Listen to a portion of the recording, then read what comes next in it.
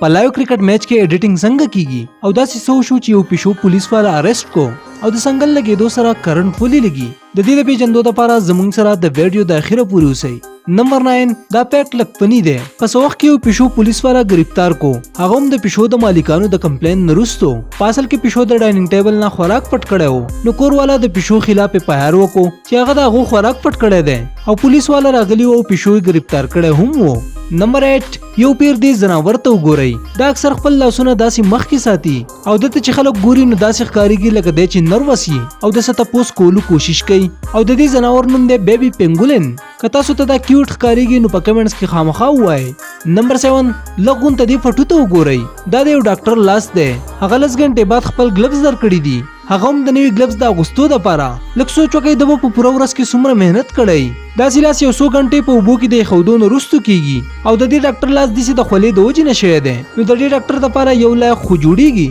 نمبر 6 تاسو چې کله هم خوراک پخوئ نو تاسو کله ناکله په غلطۍ سره په خوراک کې مالګه ډیره کوئ نو د دې یو سلوشن دی. که تاسو مالګه سیوا اچوئ او خوراک لا پخیږي نو تاسو له یو سپین کړی الو هغې خوراک ته اچول پکار دي. د دې نه به هغه الو ټول ایکسټرا مالګه ځان ته راکاږي او بیا تاسو هغه الو د سبزۍ نه بهر راویستلی شئ.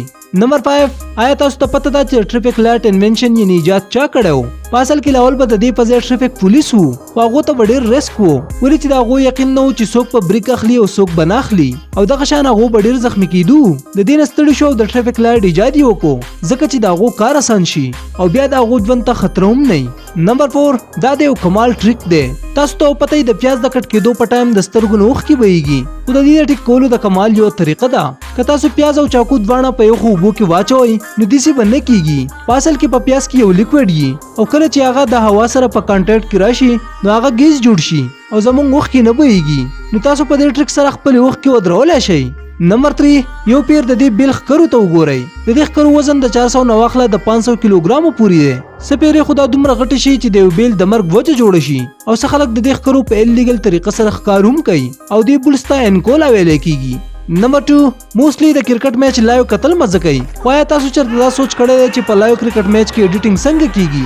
که تاسو سوچ نه یې کړی نو موږ به تاسو ته ووایو. د ټول نه لاول په ګراوند کې 30 یا 35 کیمرې لګېدلي کومې چې په هر انګل تاویدی شي او دننه د 50 کسانو ټیم وي کوم چې ایډیټینګ سنبالوي او یو هیډ یي کوم چې دا وایي چې په دې ټایم باندې د کومې کیمرې ویډیو لګول دي. د دې سره یو ټیم هم وي کوم چې د ایډیټینګ په ورلیس باندې نظر ساتي یعنی چې رنځي کومه چکا او کومه چوکچي د هغې په انیمیشن باندې او بیا یو یې انیمیشن ټیم کوم چې د بال پروجیکشنري ښیي کله چې بال په پیډز باندې لګي نو دا کار ډېر زر کیږي.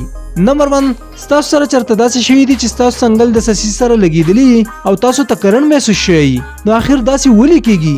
ایکچولی زموږ په څنګل کې یو نس یي کوم چې برین ته سیګنل وړي خو دا نس د نورو نسونو په شان پروټیکټډ نه یي دا په پوره طریقه ان پروټیکټډ یي نو کله چې دا نس دباو شي نو سیګنل د څه ټایمه پورې ودرېږي او ځکه موږ ته کرنټ محسوسیږي. که په دې باندې د زور زخم ولګي نو دا خطرناک هم کېدی شي. نو بس ملګرو د نن دپاره صرف دومره.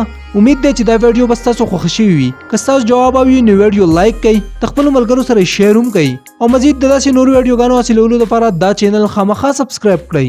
جزاک الله.